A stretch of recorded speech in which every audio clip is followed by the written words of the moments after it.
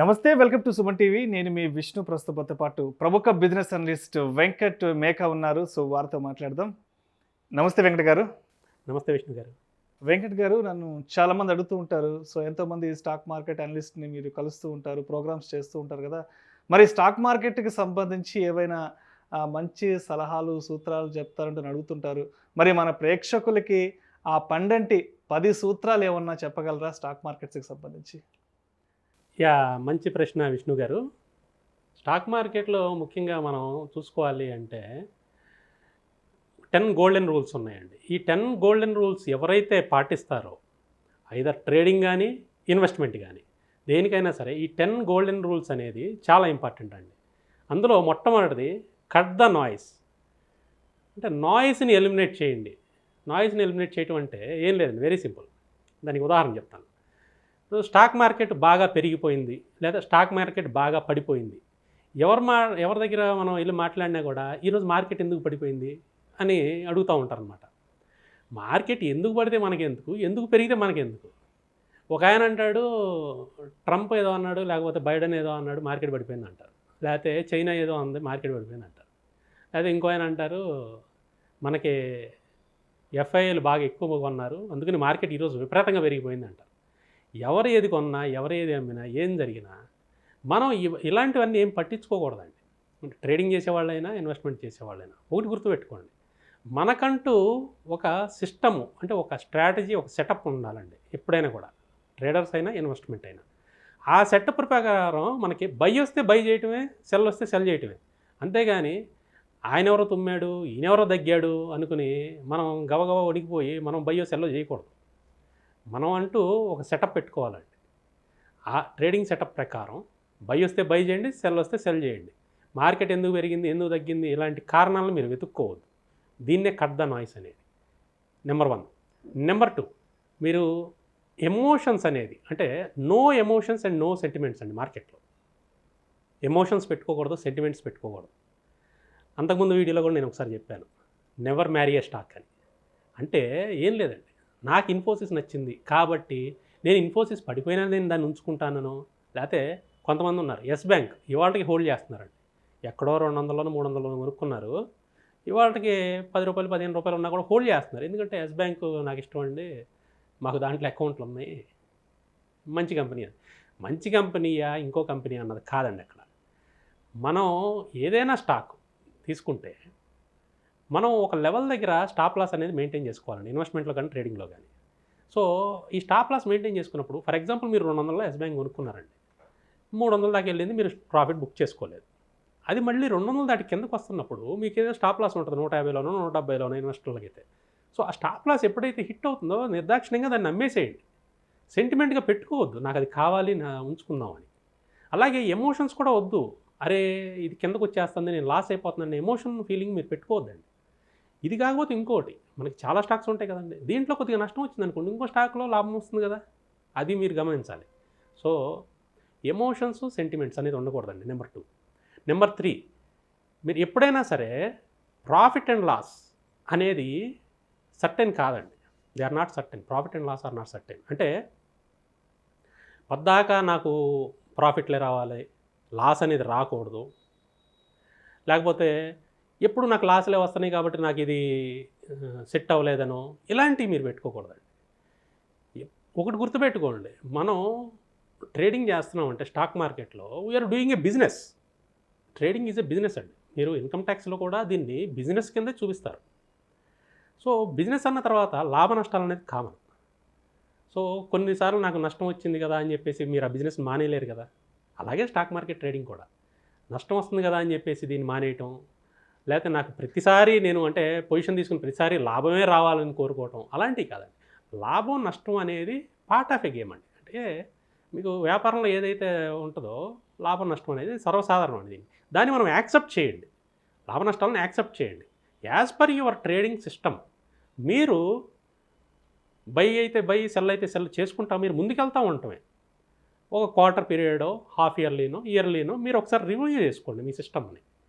ఎలా పనిచేస్తుంది నా సిస్టము, ఎంత ప్రాఫిట్లో ఉన్నాం, మనం లాస్లో ఉంటే ఎంత లాస్లో ఉన్నాం. ఒకవేళ లాస్లో ఉన్నాం అనుకోండి, ఎందుకు లాస్ వచ్చింది, మీరు ఎప్పుడు కూడా ట్రేడింగ్ చేసేటప్పుడైనా ఇన్వెస్ట్మెంట్ చేసేటప్పుడైనా మీరు జర్నల్ అనేది మెయింటైన్ చేయాలండి, లెడ్జర్ మెయింటైన్ చేసుకోవాలి.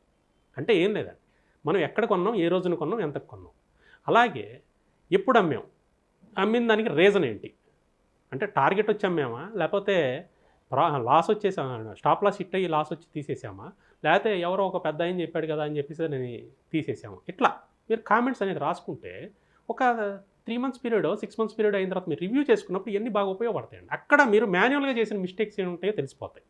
దాన్ని మీరు ఓవర్కమ్ చేసుకుని నెక్స్ట్ క్వార్టర్కి మీరు ఇంప్రూవ్ చేసుకుని ముందుకెళ్ళారనుకోండి, ఖచ్చితంగా దాంట్లో సక్సెస్ అవుతారండి. అలాగే మీరు ఇంకోటి మెయిన్గా ఇంకో పాయింట్ గమనించాల్సింది ఏంటి అంటే స్టాప్ లాస్ అండి. Maintaining a proper stop loss. చాలామంది స్టాప్ లాస్ పెడతారండి, కానీ స్టాప్ లాస్ దగ్గరికి ఎప్పుడైతే మళ్ళీ ప్రైస్ వెనక్కి వచ్చేస్తుందో మనం కొన్న తర్వాత కానీ అమ్మిన తర్వాత కానీ, అంటే ఇంట్రాడేలో షార్ట్ సెల్ కూడా చేసుకోవచ్చు కదా, అందుకని అమ్మిన తర్వాత అని చెప్తున్నాను నేను. సో ఇంట్రాడేలో మనం కొన్నాం అనుకుందాం ఫర్ ఎగ్జాంపుల్, కొన్న తర్వాత స్టాప్ లాస్ పెడతాం. కొన్నిసార్లు ఏమవుతుంది అంటే మార్కెట్ కొంచెం కిందకు వచ్చి రీట్రేస్ అయ్యి మళ్ళీ పైకి వెళ్తూ ఉంటుంది.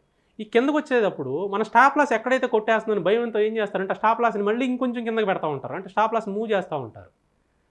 అక్కడ పెట్టేస్తే స్టాప్ లాస్ అంటే ఈరోజు ఈ స్క్రిప్ట్ పెరిగిపోతుంది అని చెప్పేసి వాళ్ళకి ఒక అంటే బయాస్డ్ బేస్డ్ ఒక నమ్మకంతో వాళ్ళు ఏం చేస్తారంటే ఆ స్టాప్ లాస్ని అక్కడి నుంచి తీసి మళ్ళీ మారుస్తూ ఉంటారు, స్టాప్ లాస్ని మారుస్తూ ఉంటారు. ఆ స్క్రిప్ట్ ఏం చేస్తుందంటే అటు నుంచి అటు కిందకి పడిపోతూ ఉంటుంది. మీరు ఒరిజినల్గా స్టాప్ లాస్ పెడితే 5 రూపాయలు పోవాల్సింది మీరు స్టాప్ లాస్ మార్చడం వల్ల 10 రూపాయలు పోతుంది. సో ఎప్పుడైనా ఒకటి గుర్తుపెట్టుకోండి, స్టాప్ లాస్ పెట్టారు అంటే అంతే, ఇంకా దాన్ని మార్చొద్దు, నిర్దాక్షిణ్యంగా ఆ ప్రైజ్కి రాగానే తీసేసేయండి. నష్టాన్ని ఆ కొంచెం ద్వారా మీరు బయటకు వచ్చేసేయండి, నష్టాన్ని పెంచుకోవద్దు. సో స్టాప్ లాస్ అనేది ఖచ్చితంగా మెయింటైన్ చేయండి. స్టాప్ లాస్ని మార్చడం అనే పద్ధతి అయితే చేయొద్దు. నష్టం వస్తే వచ్చింది, ఓకే రైట్, ఈ ట్రేడ్లో మనకు నష్టం వచ్చింది, నెక్స్ట్ ట్రేడ్లో రికవరీ చేసుకోవచ్చు, ఇబ్బంది ఏం లేదు. చిన్న నష్టంలో బయటపడటం దానికన్నా మంచి పద్ధతి ఇంకోటి లేదండి. అది మనం తీసుకోలేదు అనుకోండి పెద్ద నష్టంలోకి వెళ్ళిపోతాం. కాబట్టి చిన్న నష్టం వచ్చినా యాక్సెప్ట్ చేయండి, it's a part of a game. అలాగే రిస్క్ రివార్డ్ రేషియో చాలా ఇంపార్టెంట్ పాయింట్ అండి ఇది. రిస్క్ రివార్డ్ రేషియో మీరు ఎప్పుడైనా సరే 1:2 మెయింటైన్ చేయాలండి మినిమం. సో 1:2 రిస్క్ రివార్డ్ లేదనుకోండి, ఎగ్జాంపుల్ నేను చెప్తాను. మీరు అంటే 1:20 ఏం లేదండి, పోతే రూపాయి పోతుంది, వస్తే ₹2 వస్తాయి. అంటే మనం ఏదైనా ఒక స్టాక్ కొన్నాం, ఆ స్టాక్కి మీరు స్టాప్ లాస్ ₹5 పెట్టారు, టార్గెట్ ₹10 పెట్టారు. ఈ స్టాక్ కనుక మీరు ఒక 10 రోజుల పాటు ట్రేడ్ చేశారనుకోండి, 10 రోజుల పాటు ట్రేడ్ చేసినప్పుడు అందులో 5 సార్లు నష్టం అంటే స్టాప్ లాస్ కొట్టింది, 5 సార్లు టార్గెట్ వచ్చింది అనుకున్నాం. 5 సార్లు మీకు నష్టం పోయినప్పుడు మీకు పోయేది ఎంత అండి? ₹25. అదే 5 సార్లు టార్గెట్ వచ్చిన రోజున మీకు ఎంత వచ్చిందండి? ₹50. అంటే ఓవరాల్గా మీరు ఎంత ప్రాఫిట్లో ఉన్నారు? ఇంకా ₹25 ప్రాఫిట్లో ఉన్నారు. సో రిస్క్ రివార్డ్ అనేది మనకి ఎంత ఎక్కువ ఉంటే మనకి విన్నింగ్ తక్కువ ఉన్నా కూడా మనం ప్రాఫిట్లో ఉంటాం ఎండ్ ఆఫ్ ది క్వార్టర్ కానీ లేకపోతే మంత్ కానీ చూసుకుంటే. అందుకని ఎప్పుడు కూడా హయ్యెస్ట్ రిస్క్ రివార్డ్ ఉన్న సిస్టమ్స్ని మనం డెవలప్ చేసుకోవాలండి. సో హయ్యెస్ట్ రిస్క్ రివార్డ్ ఉన్న సిస్టమ్ అయితే ఏమవుతుంది అంటే ఖచ్చితంగా మీరు క్వార్టర్లీ కానీ హాఫ్ ఇయర్లీ కానీ ఇయర్లీ కానీ మన అకౌంట్ చూసుకుంటే ఎప్పుడు లాభాల్లోనే ఉంటుంది. సో ఇది చాలా ఇంపార్టెంట్ పాయింట్ అండి. అలాగే ఓవర్ ట్రేడింగ్ అండి. కొంతమంది ఏం చేస్తారంటే ఈసారి మనకి స్టాప్ లాస్ కొట్టింది కదా, నష్టం వచ్చింది కదా, ఎట్లయినా సరే సాయంత్రం ఇంటికి వెళ్ళే లోపల ఈ నష్టాన్ని మనం కవర్ చేసి మళ్ళీ లాభంలోనే ఇంటికి వెళ్ళాలి, అంటే మార్కెట్ మీద మనం గెలవాలి, ఇది ఒక పట్టుదల ఉంటుంది కొంతమందికి. దీన్నే ఏమంటామంటే ఓవర్ ట్రేడింగ్ ఆ రివెంజ్ ట్రేడింగ్ అంటాం. ఏం చేస్తారంటే వీళ్ళు మళ్ళీ ఇమీడియట్గా ఇంకో ట్రేడ్ తీసేసుకుంటారు. వీళ్ళ సిస్టమ్ ప్రకారం ఇంకో ట్రేడ్ ఉండదు అక్కడ, కానీ ఏం చేస్తారు వీళ్ళు ఇంకో ట్రేడ్ తీసేసుకుంటారు. ట్రేడ్ తీసుకున్నప్పుడు అది ఏం చేస్తుంది, మీ సిస్టమ్ ప్రకారం ట్రేడ్ రాలేదు కదా, అయినా మీరు ట్రేడ్ తీసుకున్నప్పుడు అది ఏం చేస్తుంది, మళ్ళీ స్టాప్ లాస్ కొడుతుంది. ఇట్లా వీళ్ళు ఏం చేస్తారంటే మార్కెట్ మీద మనం ఏదో గెలవాలి అనే ఒక సెల్ఫ్ సాటిస్ఫాక్షను లేకపోతే ఈగో అనుకోండి, ఇంకోటి ఏదో అనుకోండి, అలా చేసి ఏం చేస్తారంటే వాళ్ళు ఆ రోజు నష్టపోవాల్సిన దానికన్నా కూడా చాలా ఎక్కువ నష్టపోతూ ఉంటారు. దీన్ని మళ్ళీ రికవరీ చేయడం అనేది చాలా కష్టం అండి. సో ఈ ఓవర్ ట్రేడింగ్ చేసి మీరు రీసెంట్గా ఎవరైనా మీ ఫ్రెండ్స్ కానీ మీ రిలేటివ్స్ కానీ ఎవరైనా చూడండి, స్టాక్ మార్కెట్లో నాకు బాగా నష్టాలు వస్తున్నాయని ఎవరైనా అంటే మీరు ఒకసారి వాళ్ళు ఏం చేశారో కనుక్కోండి. మీకు దాంట్లో ఖచ్చితంగా ఓవర్ ట్రేడింగ్ ఉండటం కానీ స్టాప్ లాస్లు మెయింటైన్ చేయకపోవడం కానీ ఇలాంటి పాయింట్లు ఖచ్చితంగా ఉంటాయండి. అలాగే ఇంకోటి మనం ఎప్పుడు కూడానండి స్పేర్ క్యాపిటల్ పెట్టుకోవాలి. అంటే ఫర్ ఎగ్జాంపుల్ మీరు ఒక ₹1,00,000 ట్రేడ్ చేద్దాం అనుకున్నారు, కొన్ని ఎగ్జాంపుల్ అని చెప్తున్నాను. సో ₹1,00,000 ట్రేడ్ చేద్దాం అనుకున్నప్పుడు మీరు ఏం చేయాలి అంటే మీ దగ్గర క్యాపిటల్ 1,50,000 కానీ 2,00,000 కానీ పెట్టుకోవాలి. ఎందుకంటే మీరు ₹1,00,000 ట్రేడ్ చేద్దాం అనుకుంటున్నారు కాబట్టి రిమైనింగ్ ఏంటంటే స్పేర్ క్యాపిటల్ అనమాట. సో ఎప్పుడైతే మనకి క్యాపిటల్ డిక్రీజ్ అవుతూ ఉంటుందో మనకేమవుతుందంటే ఈ స్పేర్ క్యాపిటల్ అనేది యూజ్ అవుతుంది. అంటే సైకలాజికల్గా మనం రూపాయలతో ట్రేడ్ చేద్దాం అనుకున్నప్పుడు 1,00,000 పెట్టి మనం ట్రేడ్ చేస్తే దాంట్లో నుంచి ఒక 10,000 పోతే ఏమవుతుంది అంటే సైకలాజికల్గా కొంచెం మనం వెనక్కి వెళ్తామండి. అంటే మన దగ్గర క్యాపిటల్ 90,000 కనపడుతూ ఉంటుంది. కానీ అదే స్పేర్ క్యాపిటల్ మనం ఇంకో 1,00,000 ఎడిషనల్ 1,00,000 పెట్టుకుని మనం చేస్తున్నాం అనుకోండి, 10,000 తగ్గిన 2,00,000 10,000 అంటే ఇంకా 1,90,000 మీకు కనపడుతుంది కాబట్టి మీరు భయపడరు.